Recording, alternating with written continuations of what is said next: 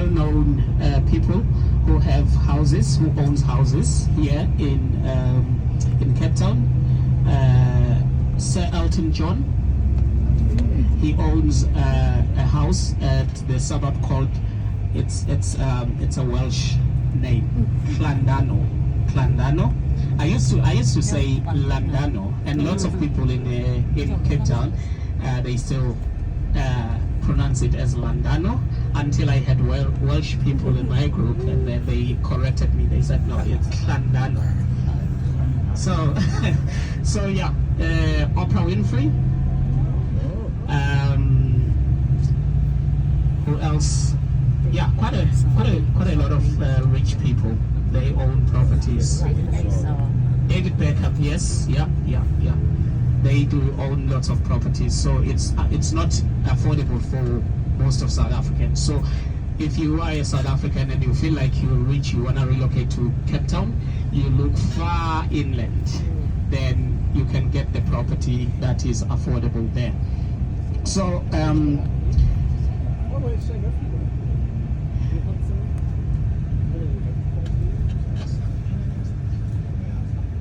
okay, so I will show you. I'll tell you when we go through one of the suburbs called Clifton. You will look on your right hand side, and then you will see some parking lots, and then underneath those parking lots are people's houses. Then there's some elevators that takes them down. So if you're looking at buying a house there in that area, in that place, here we are. This is Clifton. So there are houses on your right hand side here. So yeah, so if you're looking at buying a house here, you're looking at spending about between 6 and 8 million pounds. Wow. Pounds, yeah. Sterling, yeah. So it's very expensive. And then lots of sport going on in Cape Town, especially if the weather is good on Saturdays. This road, you can see how narrow it is. You get the joggers, cyclists, tour buses, private cars. It just gets so congested. So today, because of the weather, we don't see lots of people jogging and cycling. And then Cape Town also hosts the Two Oceans Marathon. So if you come at that time the marathon is happening, there's no Cape Peninsula tour for you, because this road is closed completely to traffic. All right. So as we carry on moving over, we will go through the pass, the Chapman's Peak. It's weather permitting. So on some days.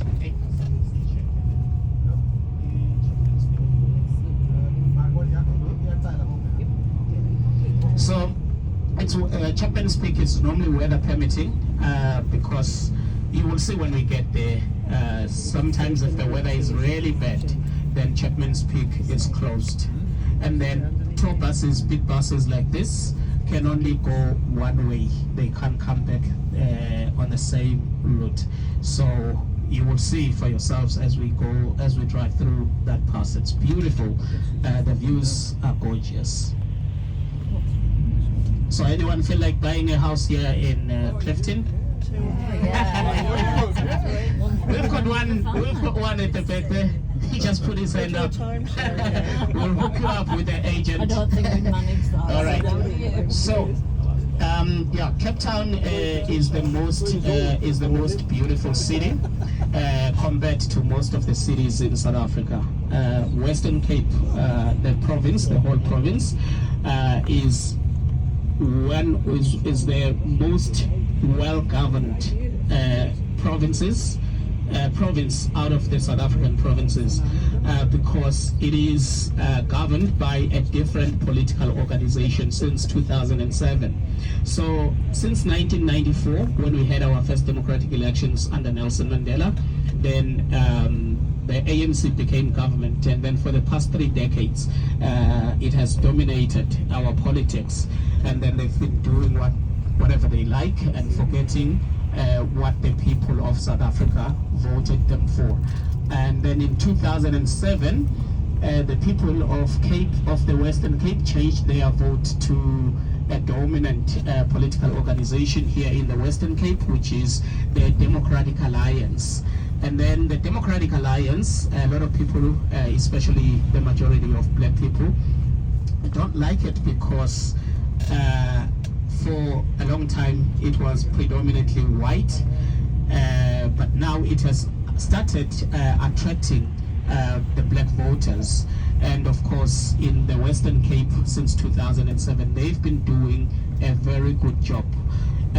Even traffic police here in the Western Cape, you can trust them. You know, if they pull you over, there's no negotiation. If you're in Johannesburg, you will get a fine because you don't mind getting a fine, or maybe because you are a good citizen. But they will come to you and they will keep on saying, "Hey, I'm writing you a fine," and you'll be like, "Oh, well, I know I was wrong. I went through the red. Do you guys know what a robot is? Robot? No. You don't know? No. Robot in South Africa is a traffic light. Yes, we call our traffic lights robots. So I know traffic light because I'm familiar with, working with international travelers, but lots of people who are not exposed very much into tourism. And then if you walk about and then you ask for directions, they'll say, "Oh, go down 3 robots and then turn right." You're like, robot? Yeah. So yeah, it's a traffic lights. So you would be like, "I know I went through the red robot. I'm sorry." And then he says, "Do you know how much your fine is going to be? It's going to be very expensive." And then you'll be like, "Oh, I know. And then I am writing it." They want you to say, "Okay, can I, give you a cold drink?" A cold drink is a bribe. Yeah, a cold drink is a bribe. So, a lot of people contribute in that kind of corruption in Johannesburg because they don't want to get fines, traffic fines. But the police in Johannesburg are very corrupt. But here in the Western Cape, you can always trust their police. So this suburb we're driving through now is Camps Bay, one of the most beautiful suburbs as well, with nice beaches on your right hand side. So as you can see, that's what the people in Cape Town can only do: walk about the beach, walk their dogs, sunbathe, but no swimming, unless you want to freeze. So Camps Bay also is very big in tourism. There's lots of guest houses and hotels. And then on a clear day, we are on the high slopes of the Table Mountain. So on your left-hand side is the back slopes of the Table Mountain. So on a clear day, you see peaks sticking out from the back slopes of the Table Mountain, and they are known as the 12 Apostles. But because of the weather today, we can't really see them. So the Table Mountain is right on your left-hand side, that high mountain. So yesterday you were at the top there and you were looking down, and this is the beach that you saw, and that is the suburb that you saw, the Camps Bay. Alright, so the name Cape of Good Hope, you will remember the ancient mariners, Bartholomew Diaz.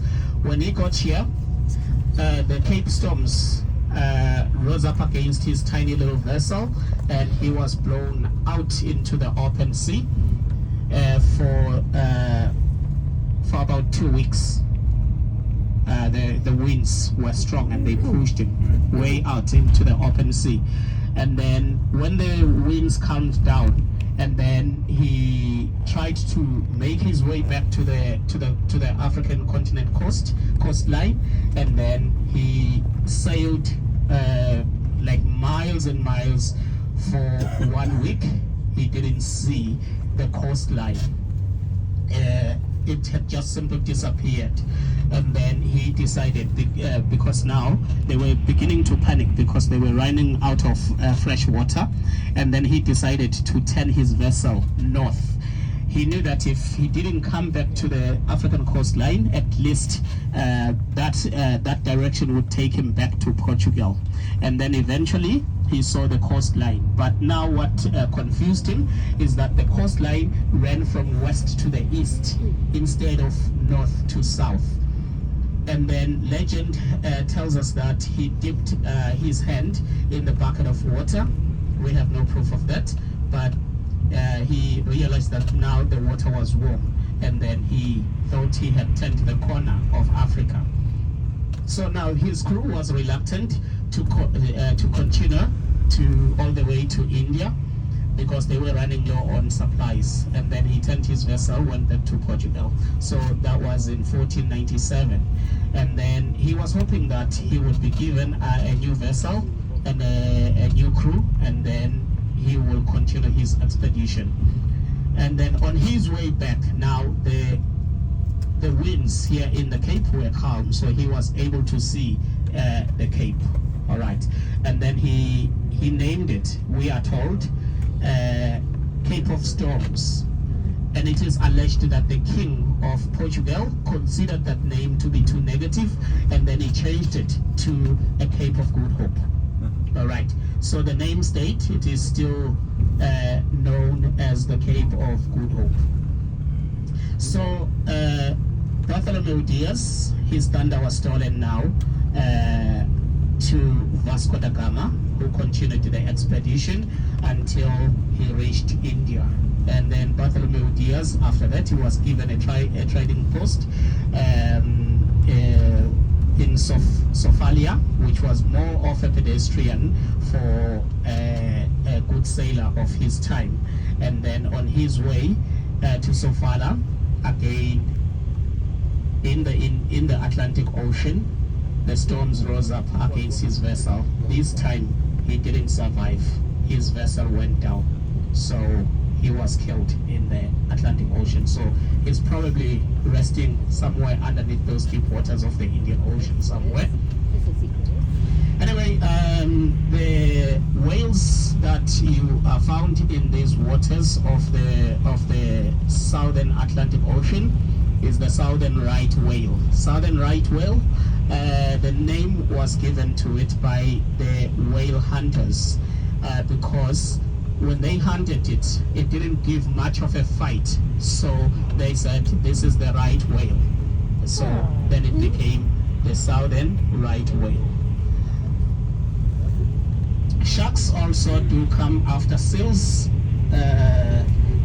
On a warm days, you see lots of seals basking on rocks here in the sun, and then whales now and then, if you're lucky. Sharks, if you're lucky, you do see them hunting the seals. So we will get to another town called Hout Bay. Hout Bay is known for fishing. It's a big fishing town where they catch snook. The fish that is called snook.